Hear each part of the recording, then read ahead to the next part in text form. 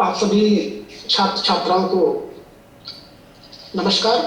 मैं doctor Harish Kumar Singh, assistant professor history, Ramswaroop ग्रामोद्योग परास्नातक महाविद्यालय पुखराया, कानपुर देहात, आपके साथ 20 HIC 131 प्राचीन भारत प्रारंभ से 300 CE तक विषय वस्तु को ध्यान में रख करके आज ये मेरा दूसरा लेक्चर है।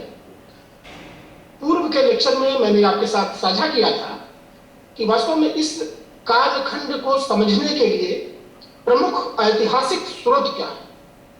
उन ऐतिहासिक स्रोतों में हमने चर्चा करी थी कि साहित्यिक हैं, पुरातात्विक हैं और कुछ विदेशी वृत्तांत हैं, विदेशी लेखकों के विवरण हैं, जिनके आधार पर हम इस कालखंड के इतिहास को समझते हैं। साहित्यिक में जहां हमने वेदों को देखा था, चारों वेदों को देखा था, वेदांग को देखा था, अरण्यक को देखा था, उपनिषद को देखा था। लौकिक साहित्य में मैंने कौटिल्य के अर्थशास्त्र को पढ़ा था, पाणिनि की अष्टाध्यायी को पढ़ा था, कल्याण की रजत रंगड़ी को पढ़ा था।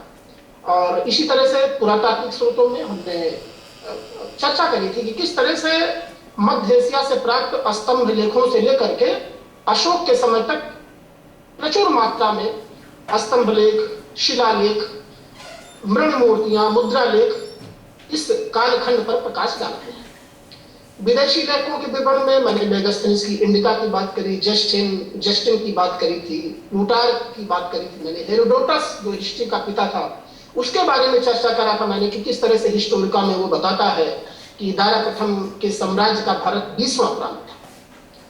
तो कुल मिलाकर के जब हम प्रमुख ऐतिहासिक स्रोतों के बारे में पढ़ चुके हैं तो इस मतलब यात्रा को और आगे बढ़ाते हुए आज हम देखेंगे कि वास्तव में इंसान जब धरती पर आया तो वो किस तरह से प्रारंभिक अवस्था से लेकर के जो उसकी शिकारी संग्रहकर्ता की अवस्था थी और कृषि पशुपालक के सफर में उसका कैसा पड़ाव है। हम देखते हैं कि मनुष्य अपने अस्तित्व के आरंभ से आज तक करीब 99% समय तक उसका हिस्सा संग्रहकर्ता और शिकारी के रूप में रहा। मात्र 10,000 वर्ष पूर्व ही कृषि उत्पादन करना सीखा मनुष्य, पशुपालन करना सीखा मनुष्य। तो वास्तव में शिकारी संग्रहकर्ता और के रूप में मनुष्य का जो यात्रा थी उसको हम दो भागों में विभाजित करेंगे, पुरापाषाण काल, मध्य पाषाण काल। ये दो जो शिकारी संग्रहकर्ता की स्थिति थी ये करीब 20 लाख वर्ष शुरू होती है। हम पाषाण के, पत्थर के औजारों के आधार पर इस समय के कालखंड के मनुष्य की प्रवृत्तियों को, उनके सामाजिक और दैनिक जीवन को समझ सकते हैं। तो हम देखते हैं कि पुरापाषाण काल की संस्कृति का उदय अभिनूतन युग में शुरू होता है। ये करीब 20 लाख वर्ष पूर्व शुरू होता है। औजार के रूप में ये हाथ की कुल्हाड़ियां हमें मिली हैं, तक्षणी मिली हैं। और अगर इसके भौगोलिक संरचना को देखें तो कश्मीर घाटी में ये पाषाणकालीन हथियार मिले हैं, राजस्थान में लूनी नदी के आसपास मिले हैं, नर्मदा घाटी के आसपास मिले हैं और भीमबेटका से तो चित्रकारी के पर्याप्त सबूत मिले हैं, जिससे पता चलता है कि पुरापाषाण काल के जो मनुष्य थे वो किन किन पशुओं के बारे में जानते थे। ये भीमबेटका विंध्य क्षेत्र में स्थित है। इसी तरह से अगर हम पुरापाषाण काल के बाद जाएं कि मध्य पाषाण काल, तो मध्य पाषाण काल का जो समय है वो करीब 8000 BCE से शुरू होता है। पुरापाषाण और मध्य पाषाण काल में जो प्रमुख अंतर हम देखते हैं, एक तो औजारों की बनावट में देखते हैं। पहले क्या था, पहले नुकीले औजार नहीं होते थे, अब नुकीले औजार बनने लगे, त्रिकोण बनने लगे, ब्लेड बनने लगे, जिससे शिकार करना आसान हो गया। और औजार बनाने की तकनीक में परिवर्तन के कारण छोटे घरों, छोटे जो खास करके पशु थे उनका भी शिकार ये करने लगे और बड़े पशुओं का भी शिकार करने लगे। यानी बड़े के साथ साथ ही छोटे जानवरों का भी शिकार मध्य पाषाण काल के लोग अपने हथियार में कुछ पैनापन ला करके करना लगे। और इनके जो विवरण मिलते हैं पुरातात्विक उत्खनन से जो जगह जगह, तो जैसे राजस्थान में एक तिलवारा है, तिलवारा से विवरण मिलता है। कुछ साक्ष्य मिले हैं। राजस्थान में ही बागौर है, वहां से मिलता है। और सराय नहर जो आपके अपने उत्तर प्रदेश के प्रयागराज में प्रतापगढ़ जनपद में है, यहां से भी पर्याप्त मात्रा में उपकरण, औजार, पाषाण के और चित्रकारी के मतलब विवरण मिलते हैं। जैसे भेड़, बकरी, सुअर के अवशेष यहां से मिलते हैं। तो हम कह सकते हैं कि पूरा पाषाण काल और मध्य पाषाण काल में इंसान आमतौर पर शिकारी और संग्रह करता था। वो दरअसल उत्पादक नहीं बना था, वो पशुपालक नहीं बना था। वो शिकार करके और प्रकृति की हूबहू चीजों को संग्रह करके अपना पेट भरता था और अव्यवस्थित उसकी दिनचर्या थी, इकट्ठा भी नहीं रहता था। भीमबेटका और मिर्जापुर की कला एवं चित्रकला से इस पर पर्याप्त प्रकाश पड़ता है। अब हम देखते हैं कि इंसान की जिंदगी में अमूल चूल बदलाव कब से शुरू होता है, तो वो बड़ा ही स्वर्णिम समय है जिसको नवपाषाण काल कहते हैं।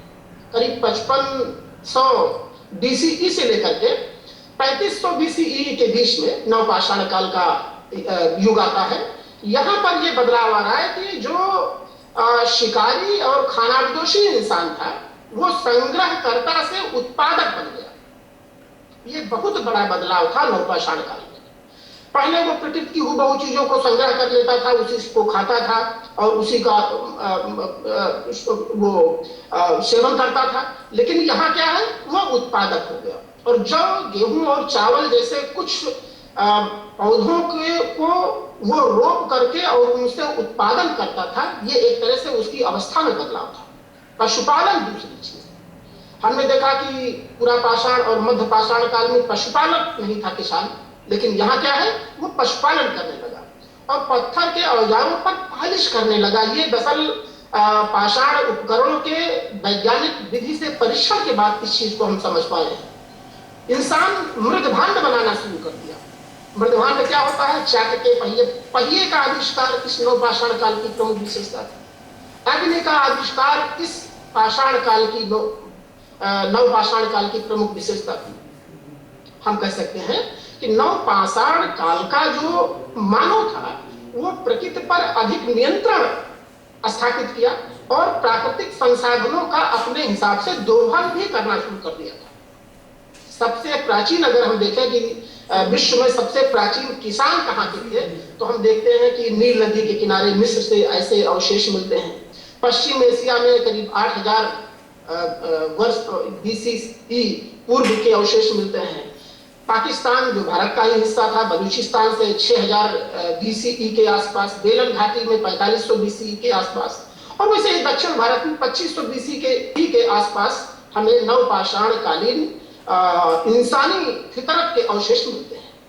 इसकी प्रमुख विशेषताओं में कृषि कार्य करना, पशुपालन, मिट्टी के बर्तन बनाने की कला और पहिए का आविष्कार, अग्नि का आविष्कार और एक स्थान पर बस जाने जैसी प्रवृत्तियां शुरू होती हैं। आप सोचिए कि जो आदमी घुमक्कड़ है, लगातार शिकार कर रहा है और अस्थायी नहीं है, और नवपाषाण काल में जब कृषि कार्य करना शुरू किया और वो अस्थायी रहने लगा, तो जनसंख्या में भी वृद्धि हो रही है। मेहरगढ़ बलूचिस्तान में एक स्थान की खुदाई से पता चला है कि कृषि के प्राचीनतम रूप का पता चलता है भारत में। कश्मीर घाटी में गुफा करार में हमें उस युग के इंसानों के आवास मिलते हैं और हड्डी के औजार मिलते हैं। हड्डी के औजार मिलते हैं। देखिए कि कितनी तब्दीली उनके तकनीक में आ रही है, ज्ञान में आ रही है। ऐसे ही बेलन घाटी में हम कोल्डिवा की बात करते हैं, तो कोल्डिवा में भी हमें संस्कृति के 3 स्तर मिलते हैं। पहला जैसे नवपाषाण काल के सांस्कृतिक स्तर मिलता है, ताम्र पाषाण कालीन सांस्कृतिक स्तर मिलता है और लौह पाषाण कालीन सांस्कृतिक स्तर भी कोल्डिवा से मिलता है। और अगर आगे चले हम, तो हम देखते हैं कि इंसान पूरा पाषाण काल, मध्य पाषाण काल दोनों एक श्रेणी में आएगा।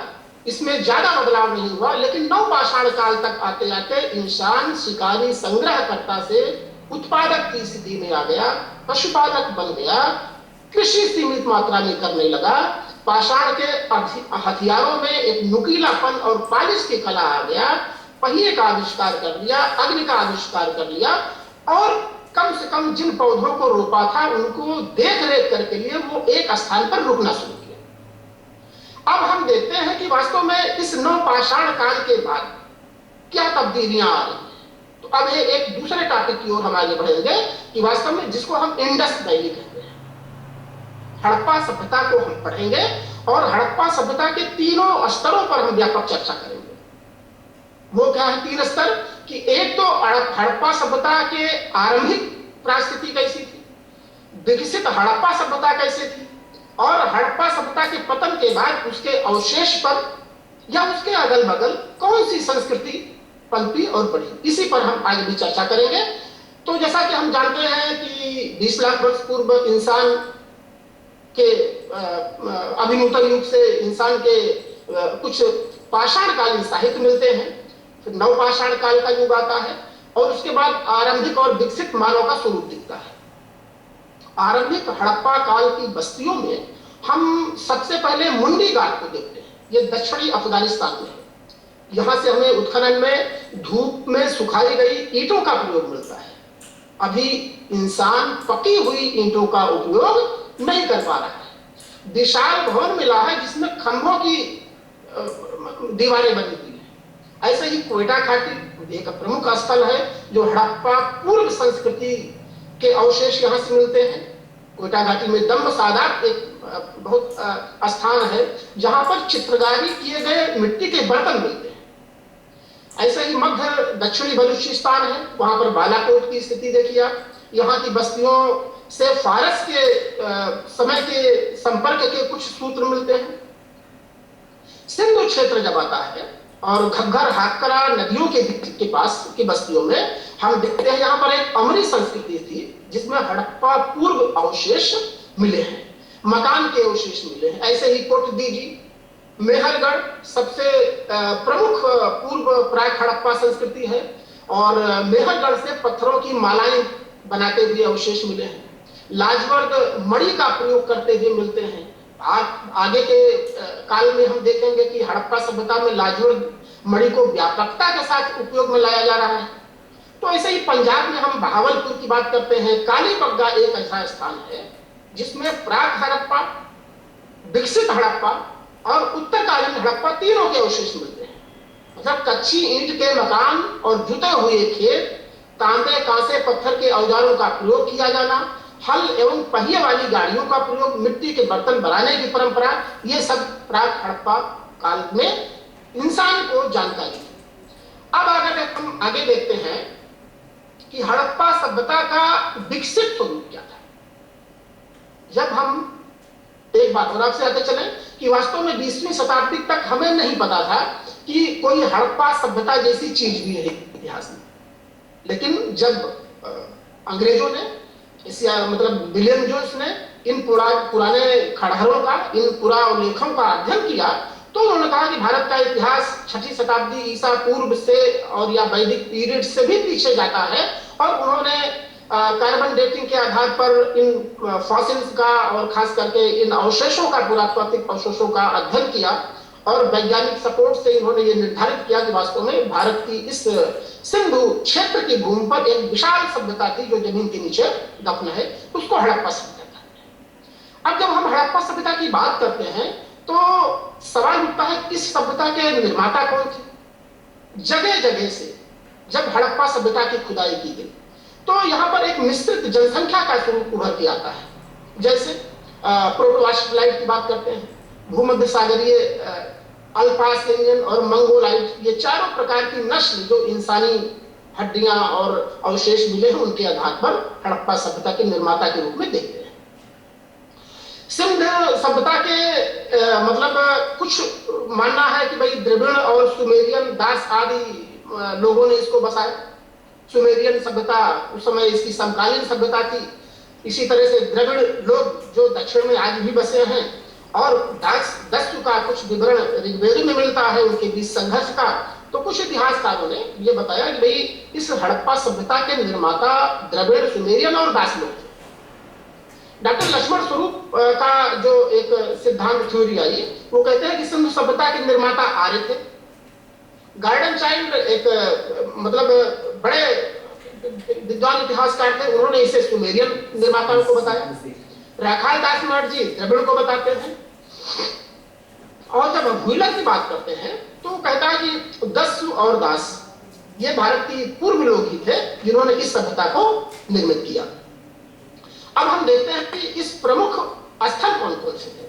हड़प्पा के को बारे में जानते हैं कि 1921 में राखाल दास बनर्जी ने जब इसकी मतलब खुदाई कराई कुछ रेलवे लाइन बिछाने के लिए वहां के टीलों की, तो उन्हें बड़ा अद्भुत और आश्चर्य हुआ। और पुरातात्विक पद्धति को अपनाते हुए बाद के वर्षों में मार्शल के अधीन जब उसकी खुदाई हुई तो हड़प्पा में बहुत बड़ा श्रमिक आवास, उर्वरा की देवी की एक मूर्तियां भारी मात्रा में, पीतल का एक का अन्नागार जैसे अवशेष मिलते हैं। ऐसे ही मोहनजोदड़ो की बात करते हैं तो मोहनजोदड़ो की खुदाई में बृहद स्नानागार मिला। अब इस स्नानागार के बारे में तो मार्शल ने कहा भाई तत्कालीन विश्व का ये आश्चर्यजनक नमूना था। एक तरह से कांस्य नर्तकी की मूर्ति यहां से मिली है, योगी और पुजारी की मूर्ति में एक दाढ़ी वाले व्यक्ति का मूर्ति मिली है, पशुपत शिव की मूर्ति यहां से मिली है मोहनजोदड़ो से, और कुंभकारों के भट्ठे यहां से मिले हैं, गले हुए तांबे के ढेर यहां से मिले हैं। मतलब पुरातात्विक अवशेष मोहनजोदड़ो से पर्याप्त मात्रा में मिले हैं। ऐसे ही लोथल है, बोधीबाड़ा यहां से मिला है, बेलनाकार मोहरे और 3 युगल समाधियां लोथल के पुरातात्विक ये रत्न है। काली बगदा जुटे हुए खेत में हमने भी चर्चा करी थी कि भाई यहां से प्राक हड़प्पा के, विकसित हड़प्पा के और पूर्वोत्तर हड़प्पा के तीनों काल के अवशेष मिले हैं।